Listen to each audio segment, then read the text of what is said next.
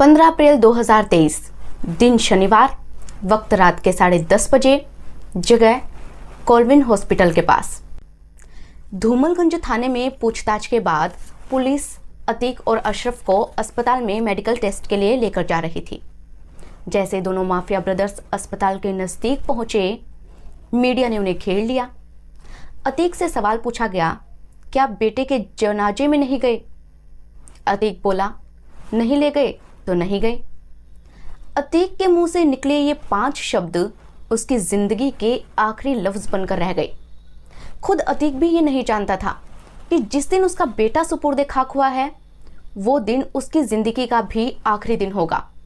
दोस्तों, असद के जनाजे से लेकर अतीक की हत्या के बीच गुजरे 12 घंटे किसी इत्तेफाक से कम नहीं थे। अतीक जीते जी तो अपने बेटे को दफन होते हुए भले ही ना देख पाया हो, लेकिन मरते मरते भी उसकी जुबान पर बेटे का ही जिक्र आया। इन 12 घंटों के बीच क्या क्या हुआ और कैसे 15 अप्रैल की तारीख अतीक और उसके कुनबे के लिए काला दिन बन गई, आइए ये सब कुछ आपको हम एक तरफ से बताते हैं। 15 अप्रैल सुबह 10 बजे असद के अंतिम संस्कार का प्रोसेस शुरू होता है। करीब 30 मिनट के अंदर उसे सुपुर्दे खाक कर दिया गया। असद को दफनाकर लोग अपने अपने घर चले गए। अब यहाँ से शुरू होता है कहानी का सेकेंड हाफ, यानी कि सुबह 10:30 बजे से लेकर रात को 10:30 बजे तक, वो 12 घंटे जिसमें अतीक की हत्या होती है। जिस जगह असद को दफनाया गया, अतीक उस कब्रिस्तान से बहुत दूर नहीं था। महज 4 किलोमीटर दूर धूमलगंज थाने में ही पुलिस उस वक्त उससे पूछताछ कर रही थी। बेटे को आखिरी बार देखने के लिए पुलिस के सामने अतीक गिड़गिड़ाता रहा। कई बार मिन्नतें उसने की, लेकिन उसकी हर एक कोशिश पर पानी फिर गया। अब बजते हैं दोपहर के 12। अतीक और अशरफ से जो पूछताछ हो रही थी, पुलिस ने उसमें थोड़ा ब्रेक लिया। तब अतीक को यह बताया गया कि उसके बेटे को सुपुर्दे खाक किया जा चुका है। यानी उसे पता तो था कि अभी उसको सुपुर्दे खाक किया जाना है, लेकिन जब ये रस्म पूरी हो गई तब उसे इत्तला की गई। और क्योंकि वो आखिरी बार अपने बेटे को नहीं देख पाया था, इसलिए वो ये खबर सुनते ही फूट फूट कर रो पड़ा और थाने की ज़मीन पर जो बोरी बिछी थी उस पर लेट गया। ये तमाम खबरें उस वक्त मीडिया में सामने भी आ रही थी और ये अतीक और अशरफ से पूछताछ का तीसरा दिन था। पुलिस के साथ साथ ही ATS भी उससे पूछताछ कर रही थी, क्योंकि उस पर हथियारों की स्मगलिंग के भी आरोप थे, इसीलिए ATS भी उससे पूछताछ कर रही थी। अब शाम तक सवाल जवाब होते रहे। फिर बजते हैं रात के करीब 10 और इन दोनों को रूटीन मेडिकल चेकअप के लिए कोलविन हॉस्पिटल लाया गया। माफिया ब्रदर्स एक बार फिर लॉकअप से बाहर आए।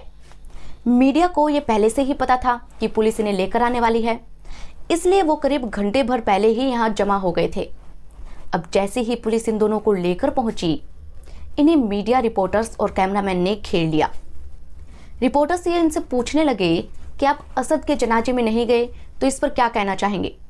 अब दोनों पहले तो काफ़ी देर तक नहीं बोले और फिर अतीक ने जवाब दिया कि नहीं ले गए तो नहीं गए।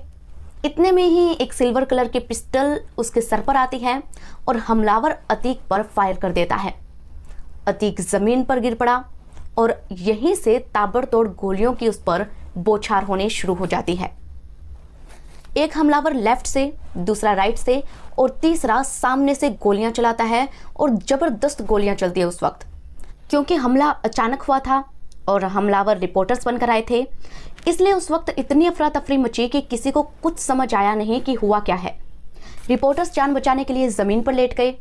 कुछ जो पीछे थे, उन्हें गोलियों की आवाज़ सुनकर पहले तो ये लगा कि किसी ने पटाखे फोड़ दिए हों।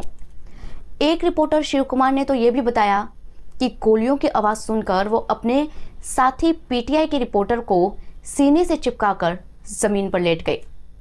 अब क्योंकि PTI के रिपोर्टर के घर परिवार है, वो शादीशुदा हैं, उनके बच्चे हैं, तो शिव कुमार को लगा कि उनका बचना ज़्यादा ज़रूरी है। वो खुद कुंवारे हैं, इसलिए गोली लग भी जाए तो चल जाएगा, इसलिए उन्होंने उन्हें सीने से चिपकाया और उनकी जान बचा ली। तो इस तरह से मीडिया कर्मियों ने एक दूसरे की भी मदद की और वो काफ़ी डरे हुए थे, काफ़ी दहशत में आ गए थे। इतना ही नहीं, पुलिस वाले भी इस शूटआउट के कारण काफ़ी डर गए थे और तितर बितर हो गए इधर उधर। करीब 50 सेकंड में ही ये शूटआउट हुआ और मीडिया वालों की माने तो ये इतना भयानक था कि उन्होंने अपनी ज़िंदगी में कभी ऐसा शूटआउट नहीं देखा। ये हो भी पहली बार रहा था, क्योंकि एक लाइव मर्डर था, पुलिस भी थी, मीडिया के कैमरे चालू थे, लोगों को साफ दिख रहा था कि हो क्या रहा है। ऐसे में इस तरह से शूट आउट होना कोई छोटी बात नहीं है दोस्तों।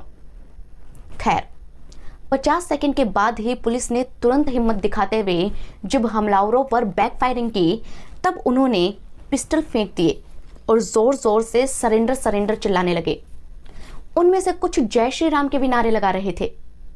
अब इन तीनों को पुलिस ने धर दबोचा, उनके पिस्टल उठाए, मीडिया वालों ने अपने कैमरे और माइक संभाले, एक दूसरे की खैर खबर पूछी और दुनिया ने देखा कि कैसे अतीक अहमद और उसका भाई अशरफ जमीन पर गिरे पड़े थे और चारों तरफ खून ही खून पसरा था। दोस्तों, ये अपने आप में चौंकाने वाली घटना थी, जिसके बाद से ही सोशल मीडिया पर और टीवी पर लगातार इनके जो मर्डर के फुटेज है वो वायरल होने लगे। अब ये घटना क्योंकि इतनी बड़ी थी और माहौल बिगड़ ना जाए, इसलिए हाथों हाथ प्रयागराज समेत पूरे उत्तर प्रदेश में धारा 144 लगा दी गई। प्रयागराज में इंटरनेट बंद कर दिया गया और सेंसिटिव इलाकों में पुलिस ने फ्लैग मार्च शुरू कर दिया। सीएम योगी ने तुरंत हाई लेवल की मीटिंग बुलाई और अतीक की सुरक्षा में तैनात 17 पुलिसकर्मियों को सस्पेंड कर दिया गया है, ये खबर सामने आई है। हालांकि इसे अभी वेरिफिकेशन नहीं मिला है। सीएम योगी खुद अब इस मामले को मॉनिटर कर रहे हैं और उन्होंने अपने जो सारे जरूरी काम थे जो आज उन्हें करने थे, उन्हें पोस्टपोन कर दिया है। खबर यह भी है कि 5 डॉक्टरों की टीम सुबह 11 बजे इनका पोस्टमार्टम करेगी या अभी तक कर भी चुकी होगी। हालांकि अब सवाल ये उठने लगे हैं कि ये तीनों लड़के थे कौन जो फर्जी मीडिया कर्मी बनकर आए और इन्होंने अतीक को मार गिराया। दोस्तों, इनके नाम हैं लवलेश तिवारी, जो कि यूपी के बांदा का रहने वाला है। दूसरा इसमें है सनी सिंह, जो यूपी के हमीरपुर का रहने वाला है।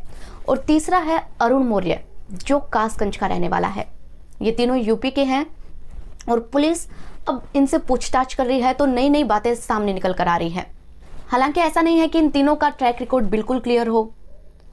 इनका पहले भी क्रिमिनल रिकॉर्ड रह चुका है और इनका एक जो बयान सामने आया है वो काफ़ी अजीब है, जिसमें इन्होंने कहा है कि कब तक छोटे मोटे शूटर रहेंगे, बड़ा बनना था। ये बड़ा बनने के चक्कर में ही कहीं इन्होंने अतीक अहमद का मर्डर तो नहीं किया। पुलिस इस एंगल से भी इस मामले की जांच कर रही है। हालांकि पुलिस का कहना है कि इन तीनों के जो बयान हैं वो आपस में मिल नहीं रहे हैं, इसलिए इनसे सख्ती से पूछताछ की जा रही है और अभी इनकी किसी भी बात पर यकीन नहीं किया जा सकता।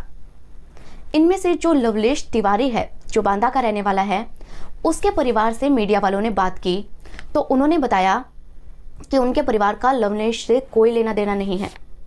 वो कब घर आता है, कब जाता है, इस बारे में किसी को कुछ नहीं पता। अभी भी वो 5-6 दिन पहले घर आया था। उसी के परिवार के एक शख्स ने यह भी बताया कि उनकी लवलेश से लंबे टाइम से बातचीत बंद है, क्योंकि वो कोई काम धंधा नहीं करता, बस दिन भर नशा करता है, इसलिए घर के सब लोग उससे बातचीत नहीं करते। उन्होंने बताया कि लवलेश ने 2 साल पहले भी एक युवक को बीच चौराहे पर थप्पड़ मार दिया था, जिसके बाद उसके खिलाफ मामला बना, केस चला, वो जेल में भी रहा। उन्होंने बताया कि 12वीं के बाद भी उसने बीए में एडमिशन लिया था, लेकिन पढ़ाई बीच में ही छोड़ दी।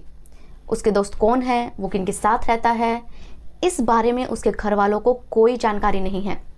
हालांकि पुलिस बता रही है कि इन तीनों ने बकायदा माइक खरीदे, फर्जी आईडी कार्ड बनवाए और बाइट लेने के बहाने अतीक के करीब आए। उन्होंने जो फायरिंग की उसमें एक रिपोर्टर और एक पुलिसमैन भी घायल हुए हैं। अब इन तीनों के बयान ही पुलिस अलग अलग तरीके से वेरीफाई करने की कोशिश कर रही है। तीनों को अलग अलग ले जाकर भी पूछताछ कर रही है, क्योंकि हत्या की वजह अभी तक साफ नहीं हो पाई। पहले इन्होंने कहा कि माफिया अतीक का पाकिस्तान से संबंध है, उसने और उसके गैंग में शामिल सदस्यों ने तमाम निर्दोष लोगों का कत्ल किया था। अतीक जमीन हड़पने के लिए हत्या करता था और विरोध में गवाही देने वालों को भी नहीं छोड़ता था। उसका भाई अशरफ भी ऐसा ही करता था, इसलिए हमने इन दोनों को मार दिया। और फिर ये कहते हैं कि कब तक छोटे मोटे शूटर रहेंगे, इसलिए एक बड़ा शूट आउट किया। यही कारण है कि इनके बयान बदल बदल कर आ रहे हैं, इसलिए पुलिस इन तीनों से अलग अलग पूछताछ कर रही है और अभी भी हत्या की कोई साफ वजह नहीं बताई जा सकती। खैर, अतीक के परिवार वालों का इस पे क्या कहना है? हालांकि उनकी तरफ से अभी कोई बयान सामने नहीं आया है, क्योंकि वैसे ही उसका परिवार लगभग खत्म हो चुका है।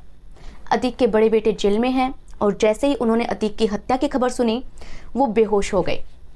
मीडिया रिपोर्ट्स बताती है कि उसका एक बेटा 10वीं और एक 8वीं में पढ़ता है और ये दोनों ही बच्चे भी बाल सुधार गृह में हैं। इनको अतीक के मर्डर के बारे में पता ना चले इसलिए पुलिस ने जेल में टीवी का कनेक्शन कटवा दिया है। हत्याकांड के बाद फरारी काट रही अतीक की पत्नी शाइस्ता भी घटनास्थल पर पहुंची। हालांकि इस पूरे मामले पर विपक्ष योगी सरकार पर काफी हमलावर हो रहा है। असदुद्दीन ओवैसी, अखिलेश यादव जैसे तमाम नेता सरकार को इस पर घेर रहे हैं और कह रहे हैं कि यूपी में लॉ एंड ऑर्डर जैसी कोई चीज रह ही नहीं गई है। खैर, इस पूरे हत्याकांड में लोगों की भी अलग अलग राय है। कोई इसे सही बता रहा है और कोई इसे गलत। बहरहाल, इस खबर पर आपकी क्या राय है आप हमें कमेंट सेक्शन में जरूर बताएं और ये बताना ना भूलें कि आप हमें कहां से देख रहे हैं। इस रिपोर्ट पर दिन भर के अपडेट्स जो आएंगे वो हम आपको देते रहेंगे। तब तक आप इस पूरी रिपोर्ट पर कमेंट सेक्शन में हमें अपनी राय जरूर बताएं। हम मिलेंगे आपको अगली रिपोर्ट के साथ, तब तक के लिए धन्यवाद।